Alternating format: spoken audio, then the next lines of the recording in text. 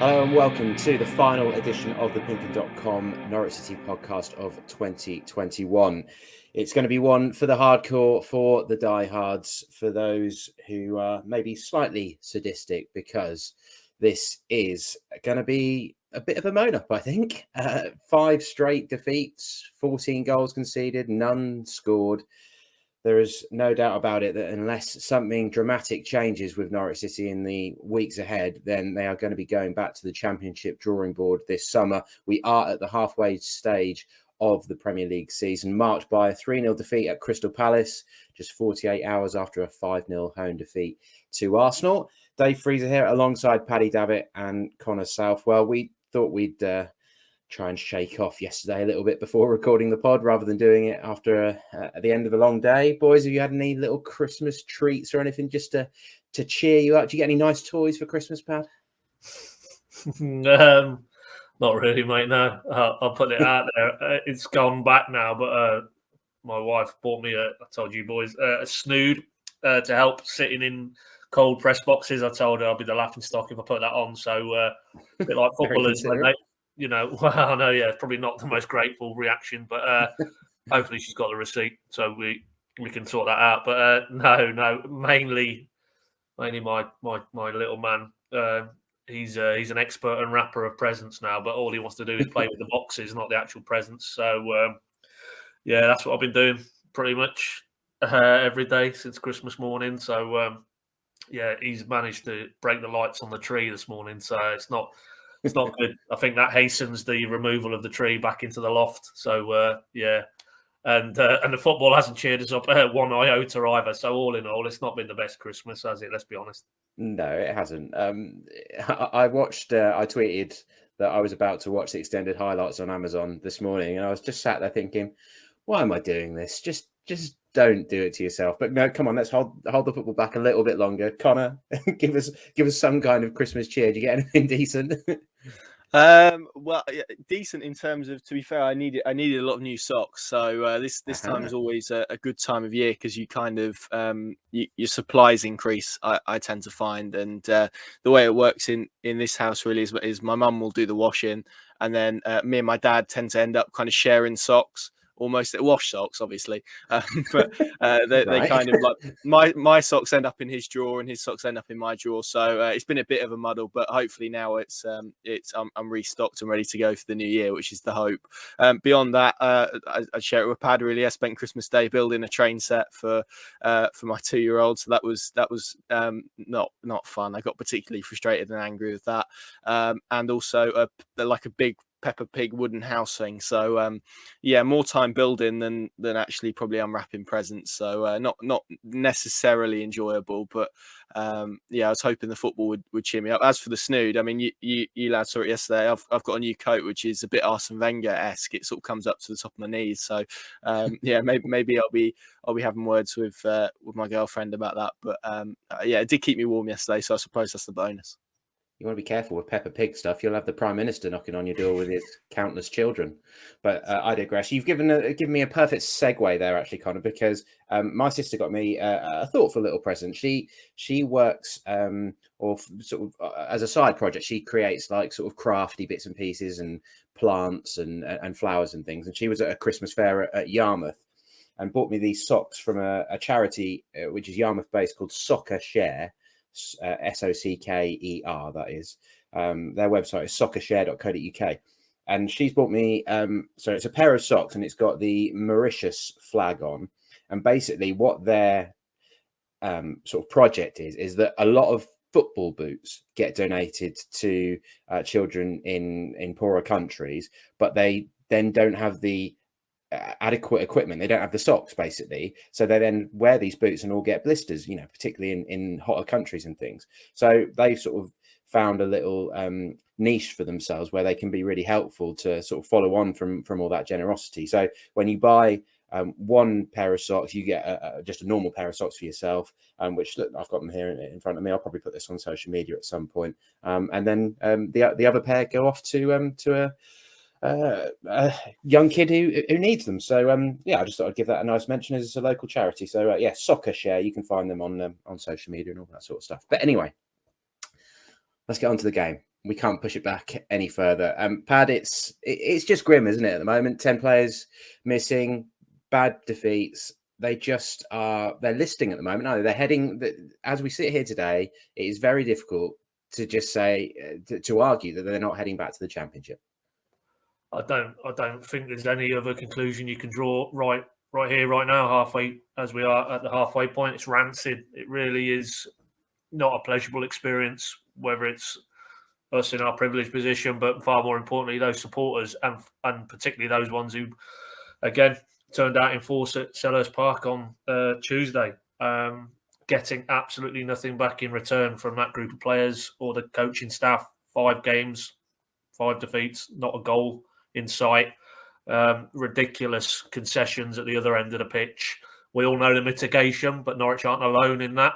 Palace yesterday had essentially their best attacking players out, and Odsonne Edouard and Mateta, they look like Thierry Henry in his prime, or at least they were made to look like that by Norwich's. And Will Hughes was Zidane. Yeah, it was embarrassing, really, and Norwich's fans, at least a section of the away support, vented their frustration when the third goal went in just before half time, and again, final whistle, and it's sad. Sad's the only way to describe it, really. That club find themselves in that state now, where there's a growing disconnect / chasm with their supporters, a group of players who look like they're feeling sorry for themselves, and seemingly no remedy in the January window in terms of the finances available. So whether they can get their more experienced and better players back soon and things can turn, but the problem is the horse will already have bolted by then, it looks like. A minus 34 goal difference as it stands, 10 points after 19 games. Even if 35 kept you up this season, do you see over the second part of the season Norwich going from a 10-point haul to a 25-point haul? No, I don't see that. So irrespective of who's available and who's fit. And that's where we are. So, as a result, it's pretty toxic now. Social media is a toxic place if you consume Norwich City content, and everybody's getting it now. Stuart Webber, the recruitment, those players, individuals and collectively, and Dean Smith is probably immune to a degree. But if he continues on this path and he's unable to put a point on the board, let alone a win, put a goal on the board, we'd settle for at this stage, then ultimately he will start getting criticised. I've seen that stat. I'm sure people have already seen it, that he's now the first manager in Premier League history with 2 separate clubs in the same season, post 5 consecutive defeats. Did that with Villa and ultimately paid for his job at Aston Villa with a 5-game losing run. That's not going to happen here, but very, very hard to throw any light and positivity on it, other than, with each passing week, that's one less game we have to sit through and misery to endure. And hopefully then, if this ends back come the summer in the Football League, that the damage isn't so great that they can steady the ship and go again, because increasingly that looks like what it's going to be. Yeah, there's lots of nasty facts and figures out there. There was one tweeted by Match of the Day, wasn't there, that I've got it here. Norwich has scored just 8 goals in their first 19 Premier League games. That's the joint lowest tally in top flight history, level with Leicester in 1977-78. That is pretty grim. And there's lots of similar facts, I'm afraid, you can throw at it, isn't there, Connor? I mean, I think I'm right in saying that the club record for consecutive games without scoring is 6, so they could equal that at Leicester on Saturday, and we'll come back round to the Leicester game, but sat here, it's difficult to sort of be filled with too much hope. But to follow on from what Pad said there, really, about Dean Smith, we're all pretty expectant that he's not going to come under pressure really this season, because this isn't of his own making. And I think the vast majority of people will, unless things really do get very, very bad, would be happy to have him in charge in the Championship next year, if that's where it ends up. But what did you make of his demeanour yesterday? It must be difficult for a guy who, had basically 2 weeks between jobs. As Pad said, he'd had 5 successive defeats, and now he's got another 5 successive defeats. He was looking pretty despondent as the players were. And as there was a lot of gallows humour in the away end yesterday as well, wasn't there?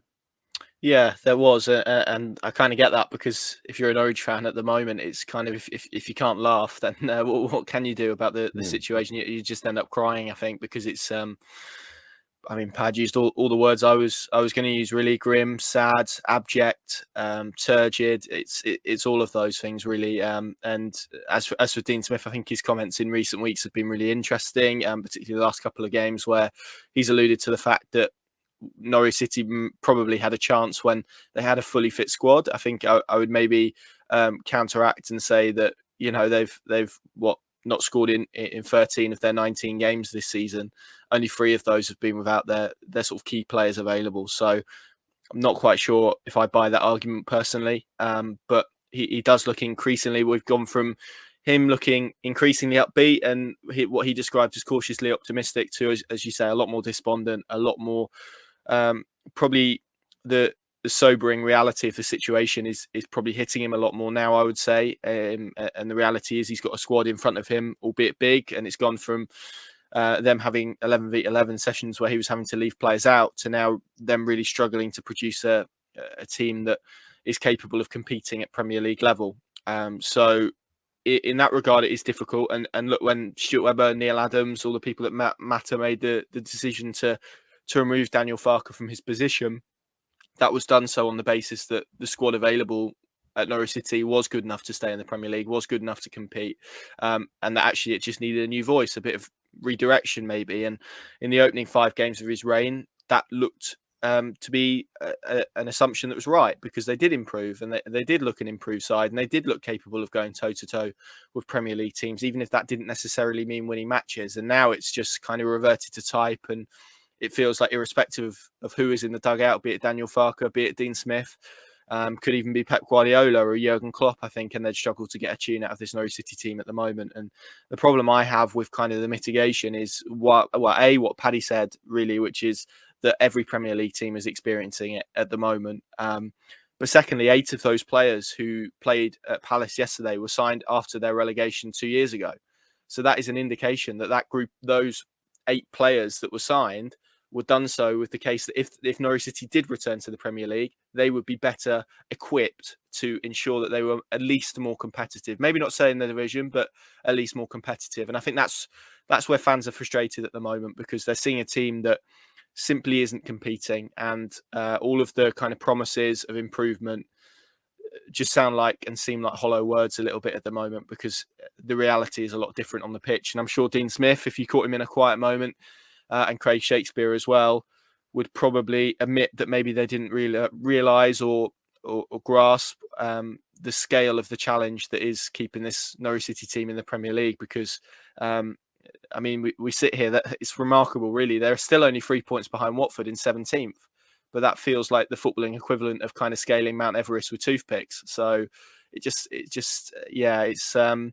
a really dour situation, joyless situation to be in, really. And I think whether you're Dean Smith, whether you're a player in the squad, or whether you're a supporter, Delia and Michael, Stuart Webber, us having to watch and report on it every week, it's just not an enjoyable position to be in. It's not, but we know that there is plenty of context to it. So I don't think I'm missing anyone here. So 10 unavailable. And obviously, as a promoted team, to have 10 players out is always going to be difficult, let alone the fact that this includes your best players, basically. So Hanley, Omar Bamadelli, Zimmerman, Krul, Norman, Aarons, Rashica, Cantwell, Pukki, Rupp. I mean, there's a few players there who would be in the strongest starting 11 of most Norwich fans, I think. Pukki, Aarons, Rashica, Norman, Krul, Hanley, at least. So that's 6, I think I've just named there, would probably be in most people's starting 11 if they could. The 6 changes that they made, Byram, Ida, Lees-Malou, Yanulis, Sorensen and Jolis came in for Aarons, Sargent, Pukki, Dow, Williams and Kabak. So immediately you're playing 2 games in 4 days. You've made 6 changes to your team. You've got 10 players missing. Let's be frank, Pad, when we arrived at Selhurst Park, eventually a bit later than we would have liked, thanks to a few problems, and I was having to use my car to drive down to London unexpectedly because we couldn't get into Archant HQ. When we arrived there, we had absolutely no expectation of them winning that game, and then lo and behold, they're 3-0 down at half-time.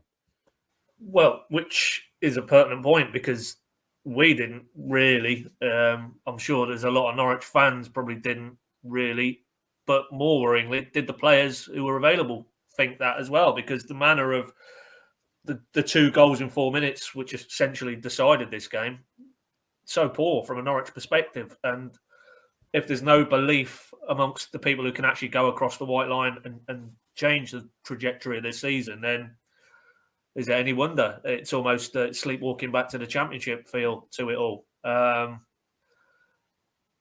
Point taken, about the list of players you've reeled off there, Diaz. But, Pukki, Aarons, they've been available for recent games, and the performance levels were still so far off what was required to get performances. I'm not really buying the mitigation now. I'm quite fed up with it, to be brutally honest. The ones who are on that pitch, let's put it straight, they should collectively be able to produce a better performance than what we saw against Crystal Palace. The manner they compliantly rolled over for those second and third goals, particularly. Kenny McLean, great, holds his hands up, bit tired of that. Norwich players are holding their hands up when they've made a rick and conceded a penalty or something that's contributed pretty dramatically to a goal concession. Too many errors. Dean Smith came out after the Boxing Day game against Arsenal.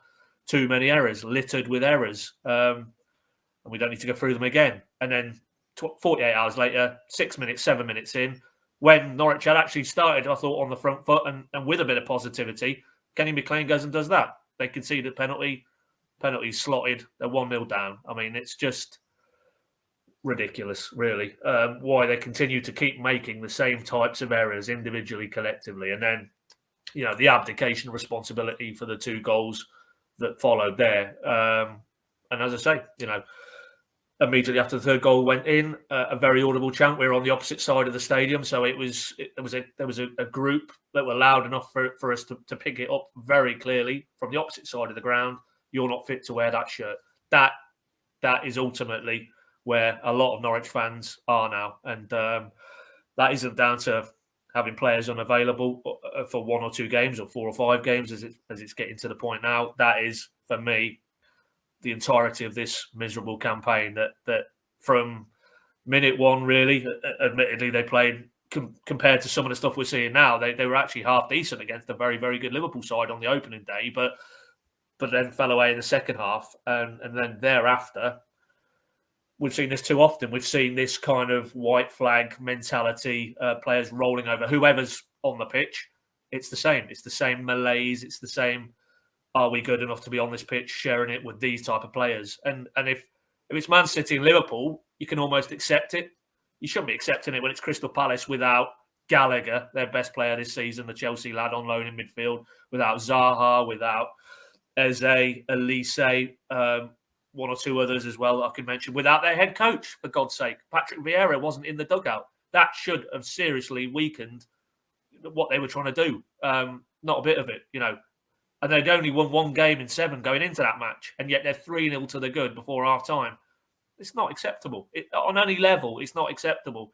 And I don't think it's even that they're not trying, but when they do face a bit of adversity, they crumple far too easily. And that comes down to the mentality of this group of players. Do they honestly believe, as Dean Smith said after the first 3 games where they picked up 5 points, he was starting to see a belief that these players now felt they belonged in the Premier League. Well, sadly, that looks like a false dawn, because now what we're seeing, whoever takes the field in Norwich colours, is a group who really are suggesting they don't think they're good enough for this level, and they're playing like that. Yeah, agreed. I think that very rarely happens in football when players aren't trying and they're down tools and things like that. I feel like they're easy cliches that fans go to, because those players are trying. They were putting in the effort yesterday, but they're conflicted. They're not at their 100% physically or mentally, are they? They haven't got the confidence to rely upon. But the biggest contrast for me that was so obvious, and it's not the first time we've said this over the years when Norwich play Palace, was the physicality. Look at Kouyaté towering above McLean and Gilmour in midfield. Edouard and Matata up front, both physical units. Joel Ward even at right back. You don't get past him easily. They're strong, they're quick, and they seem to have those Premier League attributes. I mean, Palace are, as we don't need to almost say it every single time. Palace obviously have a lot more money than Norwich. They have far wealthier owners. They have spent a lot more money. They pay a lot higher wages. I'm almost certain without knowing that for a fact.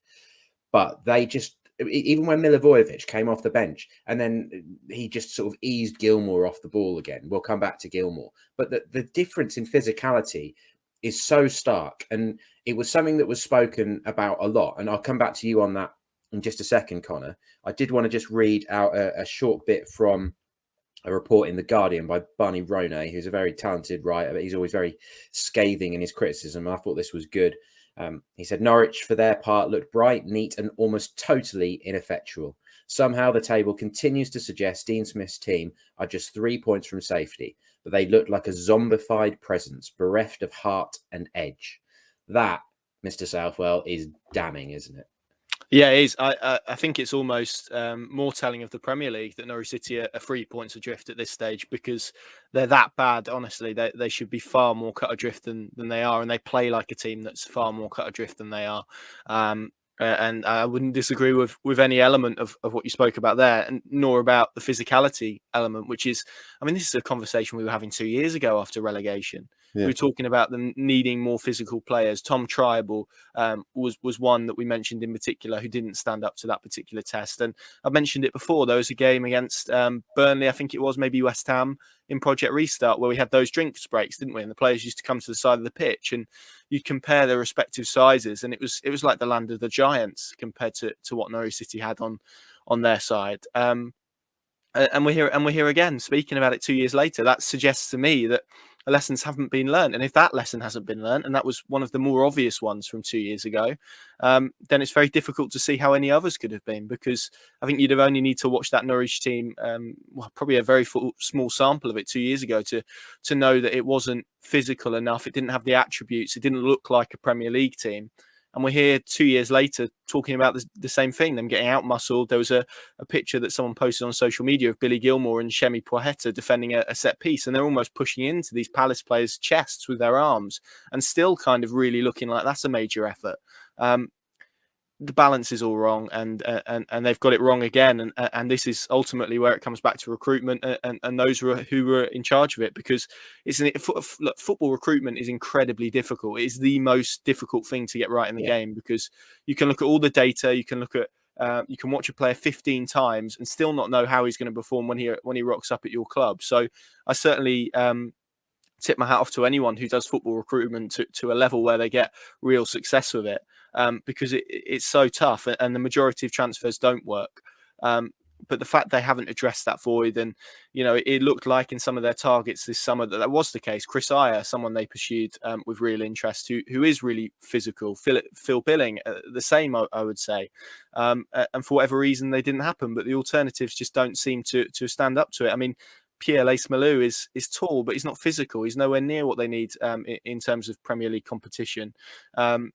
There's so many more we could list. It's just it's a real shame more than anything, because we had obviously that quote from Stuart Webber in the summer about what was it, bazooka tanks and a few grenades. It doesn't look like that in reality, and it feels like that quote is going to follow him around now for a little while, because the evidence of 2 seasons or 1.5 seasons suggests that in terms of his recruitment in the Premier League, it's not been up to scratch. And that ultimately is probably where Norwich fans' criticism comes from, because the Championship seasons have been great. The recruitment on the whole has been great, albeit there's been a lot of mistakes. But as I said, that's football recruitment in a nutshell, really. But to have 2 summer windows where this summer they spent a hell of a lot of money, and to not see the return that maybe they needed, and to not have the profile of player that they needed either, is pretty inexcusable, to be honest. Yeah, a hell of a lot of money for Norwich City, but as we said after the Arsenal game, Ben White cost 50 million, so spending 60 million on 11 players basically. It isn't much in Premier League terms. And while you were talking there, I mean, I was thinking the same, that the players that they were chasing, Philip Billing, Chris Ayer, Tosin Adarabioyo at Fulham, all big lads, weren't they? So that it's almost like they did know what they needed, but they couldn't get it. They couldn't match the wages. They couldn't pay the fees that they quite wanted to. Ayer was doing well for Brentford, wasn't he, before he got his injury? Adebayo and Billing both doing well in the Championship, aren't they? And pushing for promotion. So, yeah, whether we'll ever hear it as frankly as that, whether Stuart Webber will ever just say, look, that's who I wanted, but I couldn't offer the other 3 million that I needed to get him across the line. We'll probably never hear it said as succinctly as that, but that is definitely where the attention is turning to now, isn't it? And I guess you can focus on Stuart Webber, you can focus on the recruitment team, but ultimately they are constricted by the model that they are working within. I don't think anybody's really saying that there was extra money there, unless you maybe sold the same situation they're now in, unless you can sell Aarons for good money or Cantwell or whatever. There wasn't a great deal more that they could do financially. It's just like you have to be smarter with it, don't they? They always said they were going to have to be creative, that they were going to have to take risks, and that's what we're seeing. Those gambles are not paying off. But I'm also looking at that list of players I read out earlier who are unavailable. And as we sit here at the moment, this isn't going to be the case at Leicester on Saturday. Maybe it'll be closer to the case when Everton arrive at Carrow Road in just under 3 weeks. But those absentees, who has got that physicality? Hanley, yeah, probably, fair enough. Omobamidele, he's a big lad. Zimmerman is obviously tall, but isn't really been in contention anyway, has he? Krul is a good size for a keeper, but otherwise there's not a lot of muscle and size in those players who are missing in Pukki, Aarons, Rashica, Cantwell, even Norman. That was the big thing, wasn't it? When he arrived, everyone was, oh, well, it's great that he's got a six-pack and stuff, but he's not really Wilfred Ndidi or something, is he? He's not Nemanja Matic. He's not a big mountain of a man that is going to dominate a Premier League midfield. So that's going to be the difficulty of it. Let's bring that round to Billy Gilmour then, Pad, because the chant came out of the away end, didn't it? That in sort of no uncertain terms that you can go back to Chelsea from some people. And I think we should probably caution as well that it looked like a lot of the travelling fans yesterday had a few beers. You know, it's Christmas time. They knew that their team were probably going to get spanked, so they just had a good day. And I think maybe that contributed to a bit of the animosity that was coming out and a bit of the vitriol that was coming out. You know, they were literally waving away the players at the end after full time and stuff, weren't they? But Gilmour, it's just not happening, isn't it? And that sort of sums up everything that we've just been talking about in terms of recruitment. Well, at the minute, he is the poster boy for it, yeah. Although, you know, there is another strand, which is, you know, people are looking at the Zolis and the Sargent deals, and it's the thick end of 20 million there. Two players who look nowhere near ready right here, right now for the Premier League. Why were those deals put together? You know, I think recruitment per se, it's a very broad brush, and I don't think because the Norman and Rashica deals look good deals if those players were fit, and of course, you know, injuries are part and parcel. So I think it needs to be more nuanced when, and inevitably when rather than if this, and it's already started now. It pretty much for me started to unleash after the Arsenal game, the recruitment element and Stuart Webber's impact or lack of impact. And that's only going to continue now. If these results and performances stay as they are, then the focus will very, very clearly shift to the fact that, you know, as Connor rightly pointed out, the recruitment really ultimately looks like no better than the previous summer going into the Premier League. But I think we have to be a bit more nuanced. But Gilmour, I mean, ultimately, you know, Daniel Farke didn't fancy him. That's very clear. You know, look at the lack of activity from probably the Leicester game earlier in the season when he was at fault, really, for the winner, you know, in terms of he didn't step across Iheanacho, I think it was, from memory. And that isn't an isolated incident. You know, the last game, was it the Manchester United game? No, it was, the Villa game, sorry. The second clinching goal against Villa. Billy Gilmour responsible for that again. I would look at the third Palace goal. He's allowed Odsonne Edouard basically just to brush him off and burst into the box. And yes, there's a fortunate ricochet to Schlupp, who does the rest. But Billy Gilmour, plainly, is not the player you need in this side. And that's, I think, definitive now. And yes, I'd reiterate, I think any personal insults widen the mark. I mean, why are you singling out that guy? You know, every single player for me in that Norwich squad this season doesn't really emerge with any credit at all. I don't think, you know, maybe you could excuse the younger players at Omobamidele. But then, you know, Gilmour is, a year older than Omobamidele? The problem is he came with this rather inflated reputation for what he'd done maybe for Scotland in one game against England at Wembley in the Euros, and the fact that he is part of a Chelsea squad who had just lifted the Champions League. But worth reiterating, a very marginal part of that Chelsea squad. He wasn't playing regularly last season. That's why he ended up at Norwich, looking for a season-long loan where he would play a season-long Premier League stint, because he needed that at that stage of his career. He's still very, very, very raw, inexperienced, and yet he's been dropped into this scenario, and it was almost, this is the missing piece of the jigsaw. This is the guy who will transform what we're trying to do in terms of controlling the ball, setting the tempo. But, you know, ultimately, he's a 20-year-old kid, essentially. Too much expectation on his shoulders, and he hasn't stepped up to the mark, ultimately. If you go across all his performances, he's been nowhere near it. But he's playing with inferior players in a team who are on the back foot most of the time, completely alien environment to what he was enjoying at Chelsea, albeit in a smaller bit part role, because he was behind Kante, he was behind Jorginho, Kovacic, you know, top world-class midfielders ahead of him.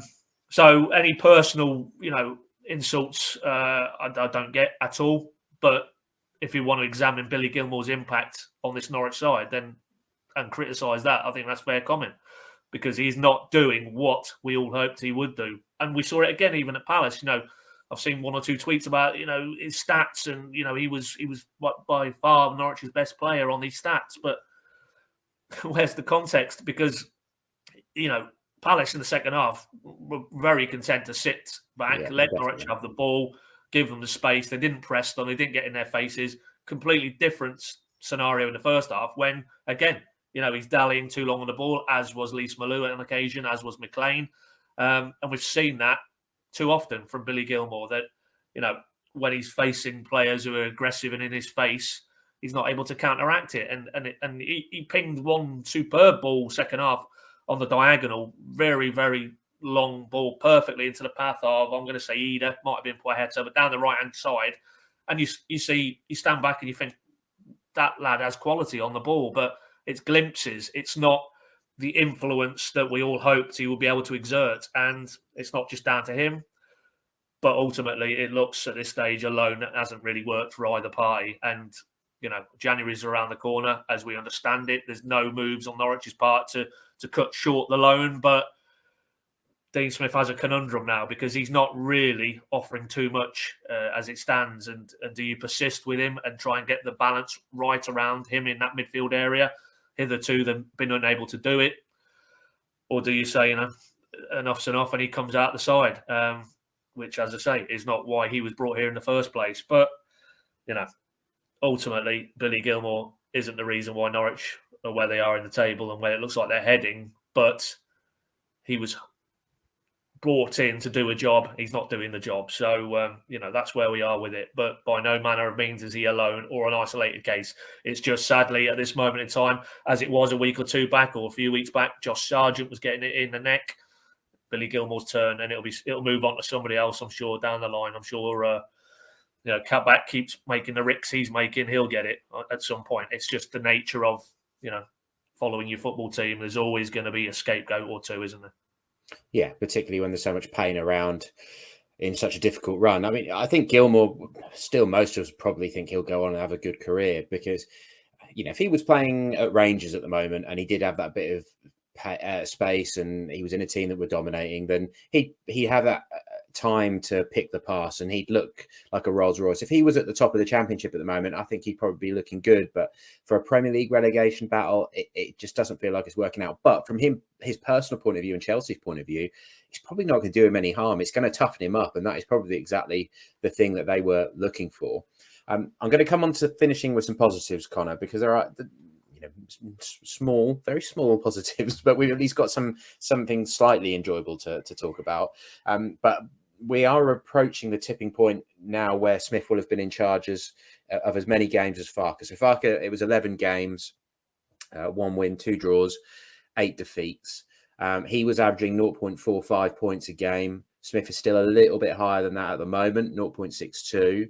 But if it's a defeat at Leicester, then things are going to be getting pretty close to level. Smith has had 8 games in charge so far, also won 1, drawn 2, lost 5 so far. And the goals scored and against averages aren't too dissimilar either. They scored fewer under Smith. They're averaging just under 4 goals a game, whereas they were just over 4 a game under Farke. And in terms of conceding, at the moment they average exactly 2 goals per game under Smith, and it was 2.3 goals per game under Farke. So that tells its own story, doesn't it? That we're coming back down to the players. But when Daniel was here, there weren't that many fitness issues. It was only really Zimmerman. There was a few little bits and pieces, but he didn't have this absentee list. So I think Dean Smith deserves a bit of patience. And as I said a bit earlier, I think it's that Everton game now. Whatever happens at Leicester happens on Saturday. If they've just got to show a bit of United spirit. But that's exactly what we said against Arsenal and Palace, and it hasn't materialised. So for me, I'm almost not worried about what happens on Saturday because I can't see them getting anything out of it. But Everton at home, back at Carrow Road, if that absentee list hasn't cleared up and we don't see something closer to the real Dean Smith Norwich City, then there are going to be some serious alarm bells ringing, because we are now past the halfway point and it could be a really, really grim second half of the season. But we did see a debut for an under-23 prospect in John Rowe in the second half. Poeta did force one very good save from Guaita, and Sam Byram did hit the crossbar. So they're very small, as I said, Connor, but we at least, more than the Arsenal game, there was, and bearing in mind what Paddy said, which was exactly right, that Palace just contained them second half and felt more than comfortable that Norwich weren't going to trouble them. There were at least a few things to enjoy in there. shows where they are at the minute, doesn't it? We're looking at those maybe as clutch issues. At those straws. Exactly. But I mean, they have more chances, but I mean, they're just so devoid of any sort of attacking structure or quality that they really look like they don't really know what to do when they pass the halfway line and they're in possession. I think the natural instinct is to turn back and try and build from the back, at which point the team's in shape. So I think if I was Dean Smith at the moment, I'd just be urging them to press really high, because I mean, they're conceding goals anyway, so don't worry about the threat in behind. Just try and go and win the ball higher up the pitch, and then if they do win the ball there, they're closer to goal, and theoretically they should be able to force a few more chances without having to be too creative. So look, whether those, as we were discussing when we came out of Selhurst Park last night, whether those players are good enough to do that, and I don't think they are currently, is another matter altogether. But I think at least if you run and you press and you maybe show a little bit more of that spirit, then I think people are going to be on your side.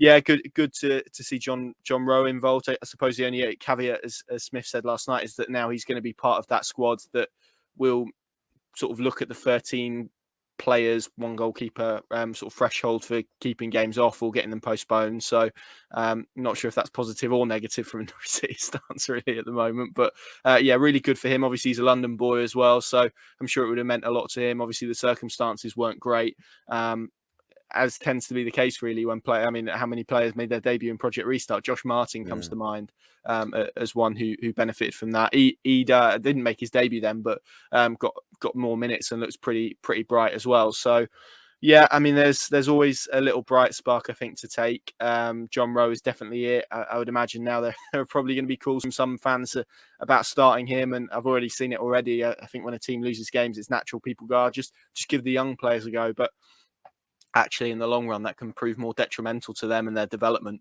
if they're in a side that is getting absolutely pummeled and losing every week. It's not the best situation to be in terms of development. So in many ways it's probably a difficult situation that Smith finds himself in, with not just Rowe but also some of the 23s, which is, do you drip feed them in and give them some exposure to football at the high level in preparation for maybe what next season looks like, without maybe exposing them too much to the damage of what's going on in the first team, because it could be quite significant for their development. I mean, Rowe's only 18. He only turned 18 in April, so still so young and still such at an early age in his career. So I think there needs to be an element of protection, an element of patience as well.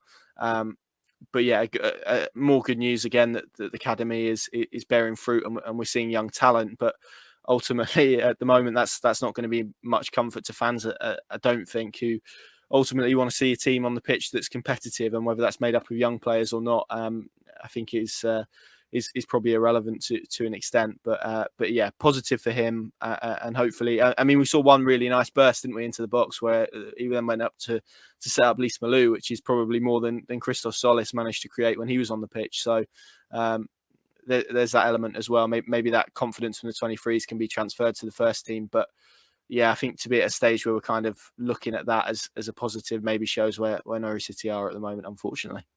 It does. And eight subs on the bench, one of them being John McCracken, the under-23 keeper, alongside Michael McGovern. So he travels basically as part of the warm-ups, doesn't he? And part of his experience. I can only assume that Tonkinson, Dixon Peters, Kamara didn't travel just because they tried to keep the group as small as possible because of COVID reasons. And also because of what you said there, is that they don't want to add them to that list of what are then considered as first-team players. Because if you then... can't get the Leicester game called off if you need to, because they say, well, no, you've got this lad, Tom Dixon Peters and Jonathan Tonkinson. They played in the Premier League. They count. Tough luck. So it is an awkward balance at the moment. But that's probably where we should finish, really, Pat, in terms of what Dean had to say about who might be available for that Leicester game. Actually, we were listening to Leicester's win over Liverpool on the way back, weren't we? And Maddison did go off. It did limp off. So you never know. There might be a little bit of luck there because he's been in fantastic form. But as things stand, I think it's only really Rashica that looks like he might come back into things, isn't it? Yeah, I mean, we'll find out. It definitely pays not to make any hard or fast statements on Norwich's squad depth at any given time because, from post-match Arsenal, when we had a touch point with Dean Smith and he didn't, allude to any additional issues on top of the sort of absentees. And then, of course, team sheet drops at Palace and no Max, no Todd, no Timu. And they all pulled out through injury/illness the day before. So, as we sit here on Wednesday afternoon, a lot can happen between now and sort of Friday morning when we'll speak to Dean again. But he didn't sound optimistic that he'd be getting any of really those back, and Rashica is probably the only one who would have an outside chance. But given he's been out for quite a while now, can you sort of run the risk really with a groin injury as well, a muscular type injury, to just sort of let him go again? And then from the start at Leicester, and he's not quite right, has not enough training time, and you end up with a situation where he's out again for a length of time. So very, very difficult for Dean Smith now. As he said, he's talked again post-match, the lunacy of Norwich being one of 8 clubs who were expected to go 48 hours after Boxing Day, and yet there's other Premier League clubs. Newcastle, again, their game on Thursday night, I believe, is called off against Everton. Burnley, I think, have got 3 or 4 games in hand on Norwich now. It just looks like the integrity of the competition is completely gone out the window, and that can't be right. And the demands on some clubs and some players, as opposed to other clubs and other players, really doesn't cast the Premier League in a very great light. So sadly, that's where we are. And I wouldn't, at this stage, given the way it's panned out in the last 3 or 4 games, I wouldn't really factor in any of the ones who are unavailable for the last 2 games being back for Leicester. And the fear is that there might be others now who maybe were at Crystal Palace who won't be at Leicester. Dimi Yanulis went off with a foot injury at half-time, couldn't continue. Very quick turnaround. Is he going to be in the mix for Leicester? You'd say it's in the balance. Byram also had some ice on his ankle after the game, but he did say in his post-match interview that he thought he'd be all right. He also said, as you'll be able to find on Pink and Plus, that that retirement was a very real threat for him during his long injury absence. So at the very least, it's good to see that man back and sort of a first building block really for him in that 90 minutes. There was some good, some bad, but we did see signs of the player that Sam Byram can be if he can return to the mix for Norwich. But what an awful time to be coming back into things for the poor guy. These are strange times, but we will head to the King Power Stadium on Saturday for that game against a Leicester team who have just lost 6-3 to Manchester City and beaten Liverpool 1-0. So who knows what's going to happen, to be honest. They maybe are not the top 3. They're not Liverpool, Man City or Chelsea. But as we saw with Arsenal on Boxing Day, there are some teams just below that who are still a significant step up from Norwich City. So we will leave it there. Thank you very much for listening. If you've got this far into the podcast, then thank you very much. You are among the bravest of the brave Norwich City fans to sit through 45 minutes of analysis of the current situation. But we will keep it coming because we know how important it is to you all. And we'll keep the podcast as regular as possible. We'll be sort of back into a regular routine after the Leicester game within reason as well. And then we've got this FA Cup trip to Charlton, which almost feels a bit unwanted, incongruous to the whole situation, really. But we will proceed. Connor, Paddy, thank you very much for your thoughts. Thank you very much for listening. If you're not already subscribed to our new Pink and Plus subscription service, then do give that a look. You can find out the full details at pinkand.com and on all our various social media feeds as well. But for now, thanks for listening, and we'll catch up with you soon.